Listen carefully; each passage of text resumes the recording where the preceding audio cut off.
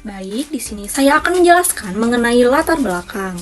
Penegakan hukum yang berkeadilan berkaitan dengan prinsip dasar bahwa hukum harus ditegakkan dengan adil, tanpa diskriminasi, dan menjunjung tinggi hak-hak asasi manusia. Konsep ini muncul sebagai respons terhadap tantangan dalam sistem hukum, di mana sering tantangan kali terjadi ketidakadilan akibat berbagai faktor, seperti korupsi, penyalahgunaan wewenang, ketimpangan sosial dalam proses menegakkan hukum. Penegakan hukum tidak hanya berfokus pada formalitas hukum semata. Lalu di sini saya akan menjelaskan mengenai pengertian penegakan hukum yang berkeadilan. Penegakan hukum yang berkeadilan merujuk pada penerapan hukum secara adil, tanpa diskriminasi, dan dengan memberikan perlindungan terhadap hak asasi manusia, yaitu HAM. Tujuannya adalah untuk memastikan bahwa setiap individu tanpa memandang status sosial, ekonomi, atau latar belakang mendapatkan perlakuan yang sama di hadapan hukum. Penegakan hukum yang berkeadilan menekankan pada pemberian sanksi yang sesuai dengan perbuatan yang dilakukan dan menjamin bahwa proses hukum berjalan secara transparan, akuntabel, dan tidak memihak. Ini juga mencakup pemulihan keadilan bagi korban, serta mencegah penyalahgunaan kekuasaan oleh pihak berwenang. Konsep dan urgensi penegakan hukum yang berkeadilan. Yang pertama ada konsep penegakan hukum yang berkeadilan.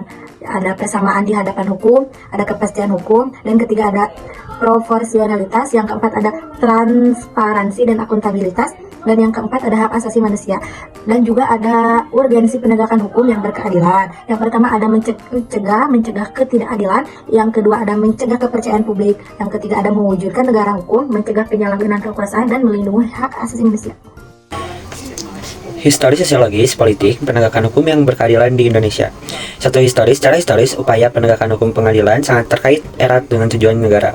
Salah satu tujuan negara RI adalah melindungi warga negara atau menjaga ketertiban. Selain berupaya mensejahterakan masyarakat, negara melindungi segenap bangsa Indonesia dan seluruh tumpah darah Indonesia, memajukan kesejahteraan umum dan mencerdaskan kehidupan bangsa serta melaksanakan ketertiban dunia.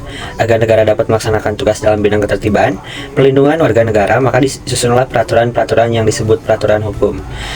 Untuk yang kedua, sosiologi. Penegakan hukum yang berkeadilan menurut sosiologi adalah penegakan hukum yang tidak diskriminatif dan adil terhadap siapapun. Penegakan hukum yang berkeadilan juga dapat menjadi kendali sosial bagi dalam masyarakat.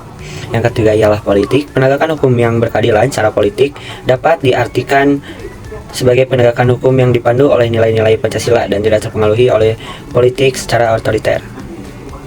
Akan menjelaskan materi mengenai fungsi pembelajaran.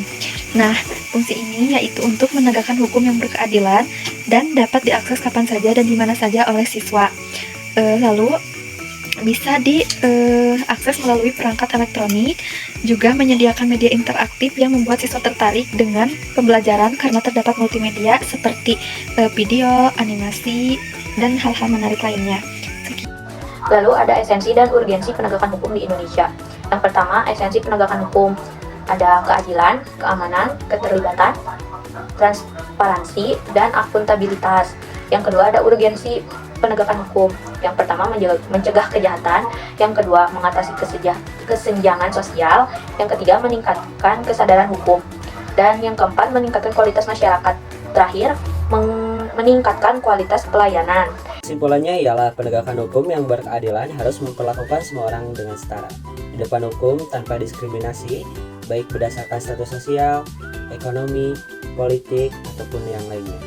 Penegakan hukum adalah proses yang dilakukan upaya untuk tegaknya atau fungsinya norma-norma hukum secara nyata sebagai pedoman perilaku sesuatu.